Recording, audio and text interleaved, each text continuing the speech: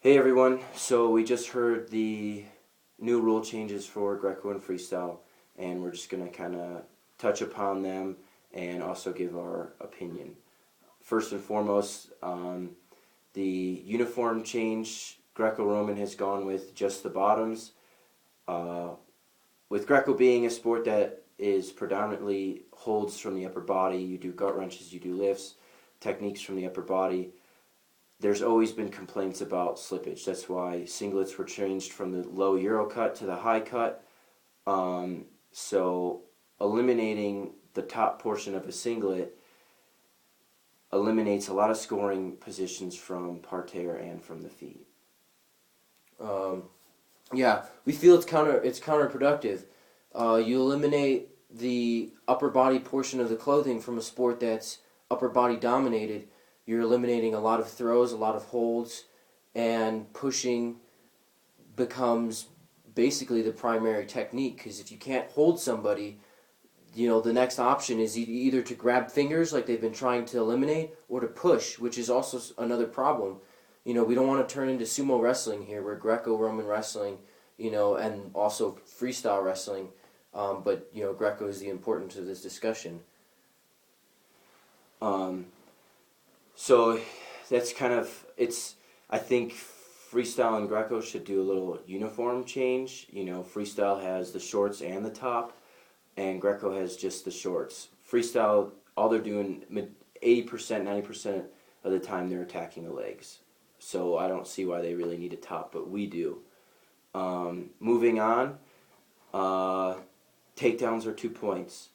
The showmanship of technique, I believe, we believe, pretty much everyone believes, the Armenians believe that is worth more credit than a push-out. That's the right move. So we agree with that, and I hope they keep the same push-out rule where it's not just, you can't get a point for just straight up pushing a guy out. You have to be utilizing technique, and the guy flees the mat, and boom, that's one. Yeah, the best way to describe it is call it a force out, not a push out. You shouldn't be pushing anybody out. You should force an opponent out with technical execution, an arm drag, an off balance of some sort, a slide by, something that's technical, not a football block, drive out of bounds, or you snap somebody's head and they just run into you. There's not a whole lot of technique into that. They called it like this in Georgia. They really wanted to make it technique oriented. Any push, they just said no points. So keep it technical. Yeah, the push-out was originally, instated as a rule to prevent people from fleeing the mat, from being scored on. And all of a sudden, the push-out formed into 80% of the offense that happens in international wrestling. So hopefully they keep the rules that they had in Georgia.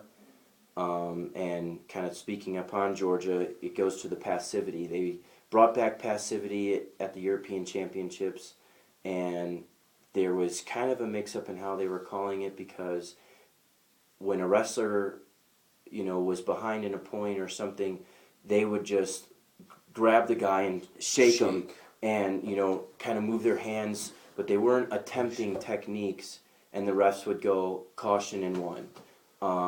And it happened 4 times, and it was, termination of the match. So there was a lot of matches of great wrestlers that were ending, midway through the first period or second period.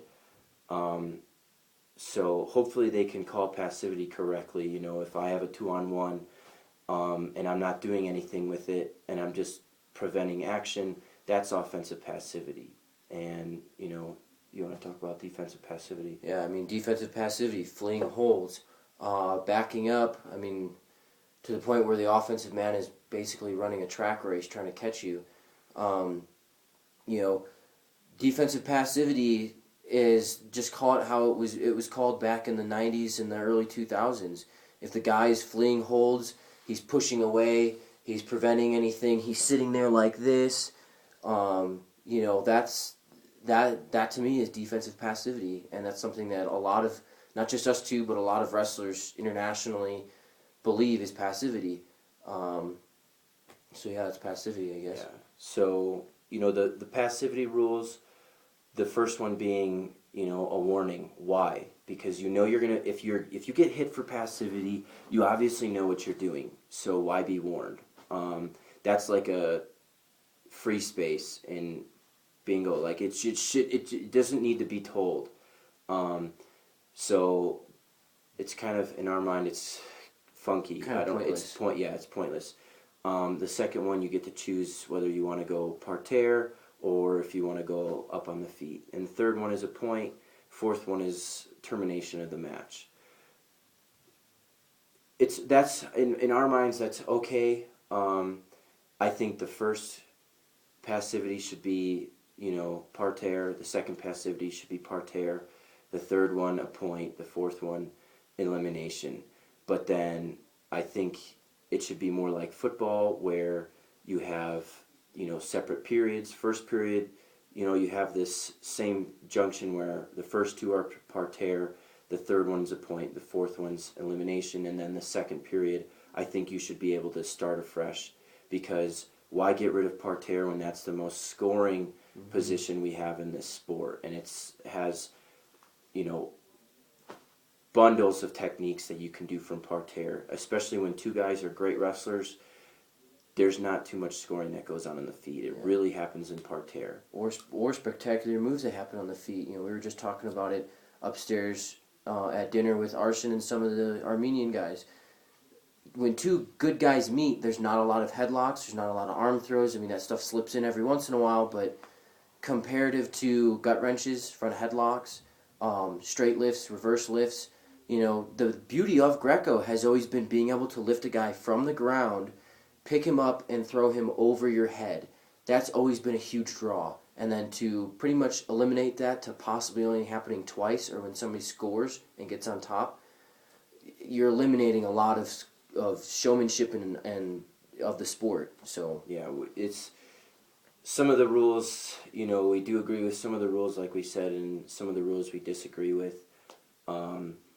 Because I enjoy parterre wrestling. I enjoy wrestling on the feet because we all like to, Corey and I like to push the pace. We like to score from the feet. But I also enjoy parterre. And why kill parterre when that's a huge part of this sport? It's going to become like freestyle where it's just you score on the feet, parterre, you get scores on parterre every once in a while. Yeah, it's a maybe. So we would like to see parterre really brought back into the game. That's kind of, our opinion upon that. Trying to think. The 2 3-minute periods, awesome. Enjoying that. If you want to make it 3 3-minute periods, go ahead. I would love it even more. Pretty much do it in Germany. I mean, the Bundesliga is 3 5-minute periods. Yeah. No, actually, I think it's 5 5-minute periods. Actually, I was wrong. You have to win 3 periods in the Bundesliga, so why not make it 3 3-minute periods? You got to win 2 periods. Especially with it now being 7-point tech for the whole match. I mean, if you get a takedown and a turn and a throw, that's 7 points. The match is over. I mean, that's basically what a period was in what was considered last year's or last cycle's Greco style. It's kind of a fast match if you think about it, and yeah, especially with the takedown being 2 points. Yeah, I don't understand why freestyle has a 10-point deficit and we only have a 7. Because to be completely frank, scoring in both styles has been dormant. The sport's not going to get more exciting until the wrestlers decide to actually wrestle, and that was a great quote by Harry Lester I saw on Facebook. So that's kind of our preview of the rules, our opinion. That's some of the knowledge about the rules. So I hope you found this informative, and I hope some of you guys agree with some of our views. Thank you.